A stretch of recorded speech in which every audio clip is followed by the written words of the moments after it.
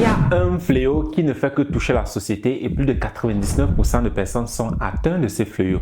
Alors, de quoi s'agit-il? J'étais en train de discuter avec quelqu'un. Cette personne a utilisé TechnoTutor et nous travaillons ensemble. Nous organisons des séminaires et puis des rencontres en personne. Et c'est là que nous étions en train de discuter d'un sujet donné comme tu aimerais recevoir. Et c'est là que nous avons touché ce point-ci de comment est-ce que tu es en train de te donner à toi-même. Et c'est là que beaucoup de choses ont fait surface. Et il s'agit de l'amour personnel. Très souvent dans notre société, comme j'ai dit, 99% de personnes souffrent de l'amour personnel. Ça veut dire quoi l'amour personnel? Ça veut dire plus de 99% de personnes dans la société ne s'aiment pas soi-même. Donc, ils recherchent toujours l'amour à l'extérieur. Donc, ça veut dire à l'intérieur, ils n'ont aucun amour personnel. Tout ce qu'ils font, donc, alors, c'est ils recherchent cela toujours à l'extérieur. On veut une confirmation, on veut que notre partenaire nous dise tout le temps « je t'aime ». Quand ils ne disent pas cela, on dit « ah, il ne m'aime plus », on se sent mal, on se sent pas aimé. Mais tout cela, c'est parce que nous-mêmes, nous ne nous aimons pas. Alors, cette vidéo-ci, là, je la fais pour montrer 5 points sur la cause pour laquelle nous avons un manque d'amour personnel. Je vais faire une autre vidéo pour parler de comment faire pour développer l'amour de soi. Mais ici, nous avons d'abord parlé de pourquoi est-ce que nous n'avons pas l'amour personnel. La première des choses, pourquoi est-ce que nous n'avons pas d'amour personnel, c'est parce que nous ne savons pas ce que c'est, parce que nous n'avons jamais appris ce que c'est. Oui, tu n'as aucune idée de ce que c'est. Parce que très souvent, quand on dit l'amour aimé, la première chose, ce sont des émotions qui font surface. Et cela vient parce que nous avons été programmés massivement avec les films, les telenovelas, les dessins animés. Et c'est là-bas que nous avons appris c'est quoi l'amour. Donc, très souvent, quand ce mot c'est amour ou bien aimer fait surface, nous pensons seulement à ces émotions-là que nous avons vues dans les films et ainsi de suite. Mais c'est pas vraiment ça.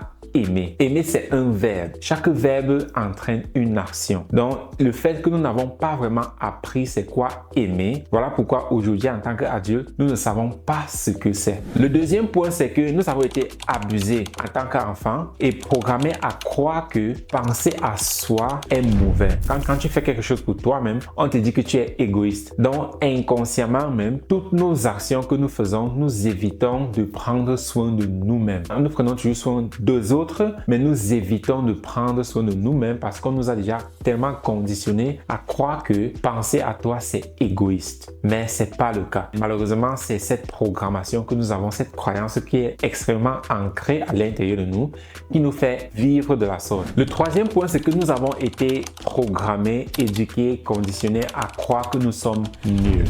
Oui, nous vivons dans une société où moins de choses on te dit tu es nul, tu es mauvais, tu peux pas le faire, telle personne est mieux que toi. Donc, ce qui fait que l'entourage même dans lequel nous avons grandi nous a fait croire et conditionner que c'est telle personne qui est meilleure que moi, telle personne connaît mieux que moi, telle personne sait faire ça mieux que moi. Parce que même la façon dont on nous a toujours encouragé étant enfant, même quand tu avais une autre, on te dit ouais mais le voisin a eu mieux. Ouais mais telle personne a fait mieux que toi. Oui tu essaies bien fait mais telle personne a eu mieux que toi. Donc ce qui fait que inconsciemment, nous pensons que nous sommes nuls, que telle personne est mieux que nous. Et par conséquent, nous nous apprécions pas. Nous apprécions plutôt l'autre en pensant que non c'est l'autre qui est mieux. Mais l'autre aussi est en train de faire la même chose avec une autre personne en pensant que non c'est l'autre personne qui est mieux. Donc il y a aussi ce point là qui est extrêmement ancré à l'intérieur de nous de penser que nous sommes nuls, que nous ne valons rien, que nous n'avons pas d'estime en soi, manque de confiance en soi. Et cela entraîne alors donc que nous ne nous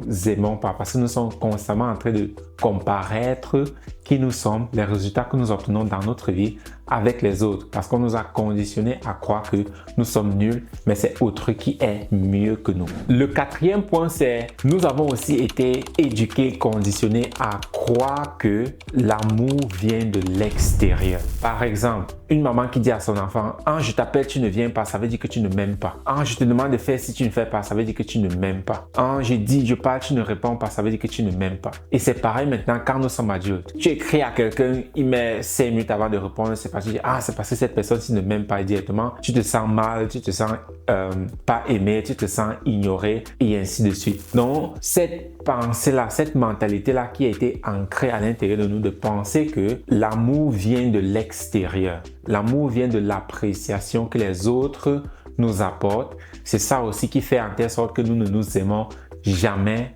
personnellement parce que nous sommes constamment toujours en train de rechercher ça à l'extérieur. Mais tout ce qui vient de l'extérieur ne va jamais te rendre heureux comme ce qui vient de l'intérieur. Parce que tout ce qui vient de l'extérieur a un contrôle sur toi, a un pouvoir sur toi. Et par conséquent, tout ce qui te contrôle, tout ce qui a un pouvoir sur toi ne va pas te rendre heureux. Cela peut peut-être te rendre heureux pour une petite durée de temps, mais à long terme, tu seras extrêmement malheureux. Et le cinquième et dernier point, c'est tout simplement parce que nous ne connaissons pas qui nous sommes. Et ce point-ci est le plus important et c'est le plus difficile parce que imagine que tu ne sais pas vraiment qui tu es. Parce que si je te demande qui es-tu, qu'est-ce que tu vas me dire? Oui, toi qui regardes là, qui es-tu? Et ne me donne pas ton nom parce que c'est pas qui tu es. Ouais, ton nom aurait pu être quelqu'un d'autre. C'est pas qui tu es. C'est non plus ta profession. Ta profession, tu aurais pu faire autre chose. Parfois, tu changes de travail.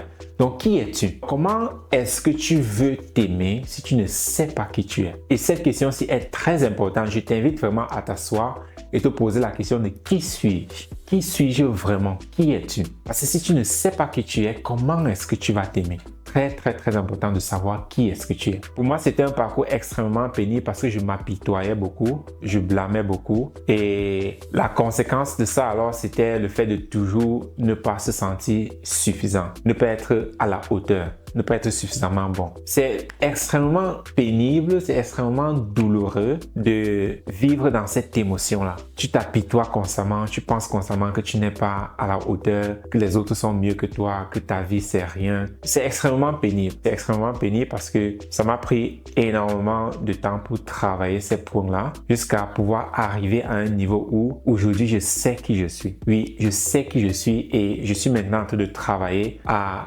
rendre qui je suis parfait, mais je sais déjà qui je suis. Et quand tu arrives à ce point où tu sais vraiment qui tu es, c'est là que tu commences à t'apprécier. C'est là que tu commences à avoir de l'amour pour toi.